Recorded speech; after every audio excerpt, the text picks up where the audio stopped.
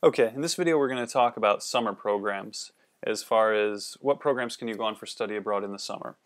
And remember our definition for study abroad, it's just travel plus credits. So let's talk about the credit side first. We'll get that out of the way. Credits is just like you would take a summer course at your university or your college where they usually have 1 or 2 sessions. So in the same way, the travel option, the place where you will go abroad, may have something like that. It depends on the program. So the credits that you would get, say you got, it's a 1 credit course or one full semester course. Say that we're going to use 3 credits just for the example. Say you got 3 credits and it takes 3 weeks or however your college sets it up. Well, you would go to the program in, let's say, we'll say Costa Rica, just for the fun of it. You go to Costa Rica for that duration of time that the school has set up, and remember the 2 schools have decided, your college, which has the credits, and the college abroad have decided that they have this program and that it works, and hopefully you've done the work to make sure that the program works at your school. And so you go to Costa Rica and you do, usually it runs the same time as these sessions, and say you just do the first session and you just get 3 credits. Well, let's say that instead of just doing the 1 session, you do both sessions. So let's say then you do 2 sessions, and I don't like how I'm mapping this out, but we'll go with it.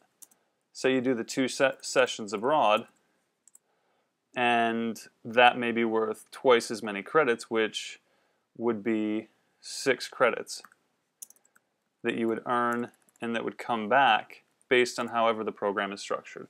So that's how it works based on the credits, is the travel runs usually around the same time as the American university. And just like you would stay home and take classes there, you can also travel and do that.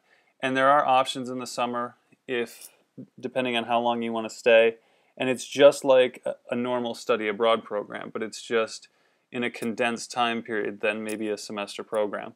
Another thing you want to think about with the summer is, do you want to do just 1 session and then travel the second? So you have some time, if you have the money to do it, of course, too. You have some time to do independent travel if you would like. And you can find options there. You can talk to your host family that'll be down there, or what you do after. And some students do take advantage of that. So another thing would be to Google and maybe find some kind of internship or organization while you're in country, if you can afford it. These are definite possibilities, and then look to the organization to say, how do I find housing? Can I set something up? And work with contacts in country. But summer programs are good for that because they can fill in credits and you can graduate faster, or you can get credits that you need to graduate on time. So as you look at the summer option, it can be a good supplement if you can't do a semester, or if you just want to pick up some short-term credits. There's also a lot of things you can do in the summer as far as overseas internships that have nothing to do with the college or credit. You just go do the travel on your own. So that's another thing, but as far as study abroad goes, travel and credits, it's just finding the proper program that your school has and then making sure that it fits with whatever the credits are that you need. And that's pretty much it for summer programs.